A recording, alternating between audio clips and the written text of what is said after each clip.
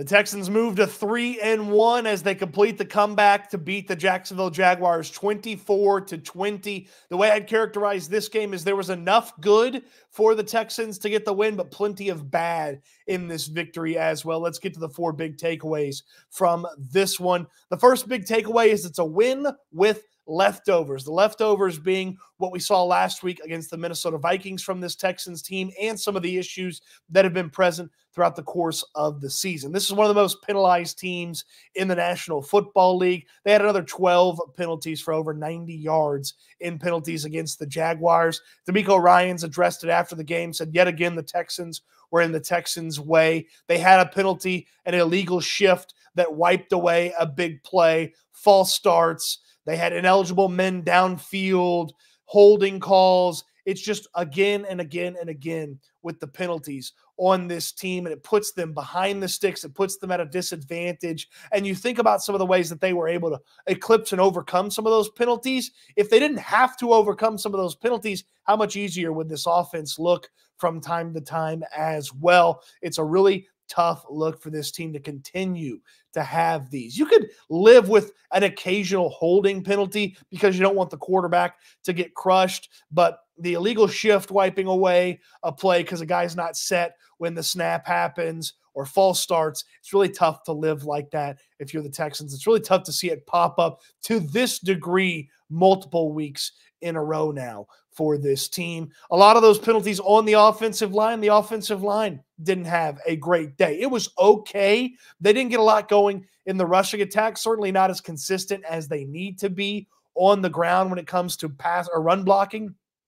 For this team, they have not been able to recapture what they saw against the Indianapolis Colts and put that in to the rest of the games here for this team. So the run blocking wasn't very good. Pass blocking, CJ Stroud mitigates some of that with his ability to stand and deliver in the pocket when things get messy. Blake Fisher didn't look great when he was in for an injured Laramie Tunsil, Howard, Mason, Green. It felt like everybody on the offensive line had a moment or two that they would probably want back from this one, with the offensive line still not playing to the level where it needs to be. If they could just be an average offensive line, they would go a long way as an offense, but they can't be an average offensive line consistently. And if they could just be consistent on the offensive line, they might be able to raise the floor of that offense and certainly tap into some of that potential that we believed this offense would have. And in addition to that potentially offense that we all thought was there, guys aren't getting open. I know they didn't have Tank Dell for this matchup. It looked like Robert Woods got a lot of the opportunities that were vacated because Dell wasn't in there, but guys consistently weren't getting open. Nico Collins had the best day because he could get open, but Stefon Diggs wasn't getting open consistently. Robert Woods, who got most of the opportunities, it feels like in place of Tank Dell, he wasn't getting open. The tight ends had a couple of moments here or there. Dalton Schultz had a nice catch and run. He had a nice catch there to get the first down in the red zone late in the game. Cade Stover had a nice pitch and catch, but Nico Collins was the only one consistently getting open, and when he wasn't open, it was hard to find a lot of the other guys because they weren't getting open. Then it leads to, are you pass blocking long enough? Can you pass block that long to make CJ Stroud and the offense right when guys aren't getting open? It's just, I don't know if that's schematically. Guys need to go out there and beat their men. That's not a daunting Jaguars defensive secondary. Like, that is not a really talented secondary. They're missing their best player in the secondary. He's been hurt for a couple of weeks now. So guys have to get open. This was a win with leftovers, the penalties, the poor O-line play, guys not getting open. Those were all present last week. They've had elements of being present throughout the course of the first month of the season, and they were present in this victory over the Jaguars as well. Big takeaway number 2 for the Texans.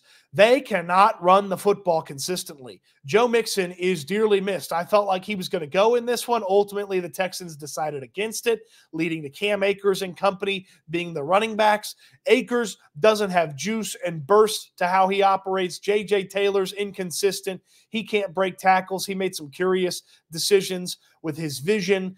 He dropped a pass that was a nice, easy throw where he had a lot of green space in front of him and blockers. He dropped a nice easy one that forced the Texans to ultimately go on and punt on that drive. They need Joe Mixon to get healthy, and maybe even Dameon Pierce. We've only seen Pierce for a handful of carries this season, but I trust Joe Mixon and Dameon Pierce much more than the running backs that the Texans put out there on this one. Dare Ogunbowale is the only one that deserves amount of trust from the running backs that were available today. They could trust him to operate and do exactly what he needed to do. He had the big play ultimately that didn't do anything with it, where he turned like a little dump-off pass into a first down with a lot of effort and some good running and some good vision. He obviously caught the game-winning touchdown as well. So Ogunbowale is a guy that I trust, but they need Joe Mixon back. I don't know if that solves everything for this team from a rushing standpoint, but Cam Akers, J.J. Taylor, they're not getting it done.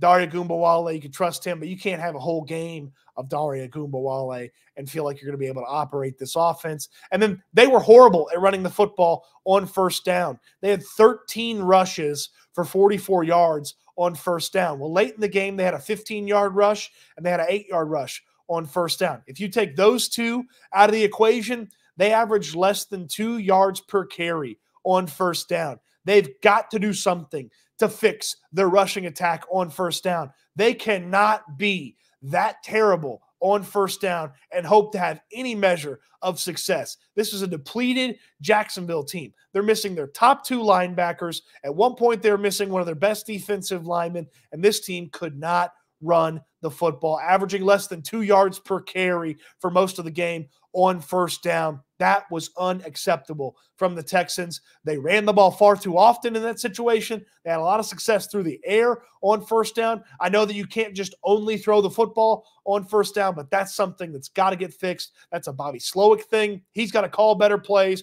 or operate better. Again, maybe Mixon makes up for some of that, but they can't be that bad on first down anymore. And hope to be a successful offense in the National Football League. Big observation number 3, a deceptively good day for the defense. They had to force the punt. Steven Sims has the boneheaded moment. He tries to catch it. Xavier Hutchinson runs into him. He fumbles, muffs the punt, whatever you want to say, and then the Jaguars get it right there in the red zone. One play, boom, they're in the end zone to Brian Thomas Jr., who is really good, by the way. He's going to be a terror for the Texans going forward. But Brian Thomas Jr. gets into the end zone after the muffed punt, but the defense had a solid enough day. They only allowed one big, long Jaguars scoring drive for a touchdown later on in the game there in the second half, and that was a couple of explosive plays. But I say deceptively because the secondary for the Texans had a couple of moments where if Trevor Lawrence is just a tiny bit more accurate, they would have been torched. Kamari Lassiter got beat by Brian Thomas. Christian Kirk was deep on this team a couple of times. Lawrence's inaccuracy led to a couple of incompletes that a more accurate quarterback would have had a huge day against this Texans defense. The pass rush was non-existent. They got one sack. That was Eric Murray on a blitz. He came off the edge. Danielle Hunter, Will Anderson did not put as much heat on Trevor Lawrence as you would have expected. They only hit the quarterback 2 other times outside of the sack that Eric Murray had. They've got to be able to heat up a guy like Trevor Lawrence and force him into some more mistakes than what he ultimately put on the tape for the Texans here. They have to rush the passer, get home, get sacks. That's why you paid Danielle Hunter all this money. That's why you drafted Will Anderson so high. They have got to be able to put more pressure and get home and affect the quarterback beyond the pressure more than they did against this Jaguars team. That was another element of the deceptively good day for the defense. It could have been a really, really bad day for this Texans defense if Lawrence had played just a tiny bit better for the Jaguars. Big takeaway number 4 is, thank God the Houston Texans have Nico Collins and CJ Stroud. They create a solid, somewhat, floor for this team, and Nico Collins can consistently get open. It doesn't matter that the other team knows the ball's going to him. It feels like he just makes play after play after play. Stroud mitigates some of the issues that the offensive line has with his ability to stand in the pocket and deliver and his mobility. Thank goodness the Texans have those two players. And I can say confidently, if they didn't have Nico Collins, they'd be a winless football team. He's been that good and that essential to this Texans team through the first month of the season. I don't know of a non-quarterback that feels more essential to his team than the way that Nico Collins feels to this Texans team right now. Thank goodness they have those two players, Collins and C.J. Stroud, or this team would be spiraling out of control, and they'd be where the Jacksonville Jaguars are right now, which is a winless football team through the first month of the season. You'd much rather have these issues to clean up in a victory than in defeat, but as we said at the top, there was enough good to get the victory, but there's plenty of bad in this one. Any given team in the NFL can play a bad game and still win, but on this day, a lot of teams in the NFL would have beat the Houston Texans. They just so happened to play a team that didn't have enough to beat them in this matchup. It's just like last week against Minnesota. A lot of teams across the NFL would have made the Texans look bad and beat them last week. A lot of teams this week would have beat them. The Texans are able to pull this one out. It's the best start since 2016. You'd much rather be 3-1 than 2-2 or 1-3 or 0-4.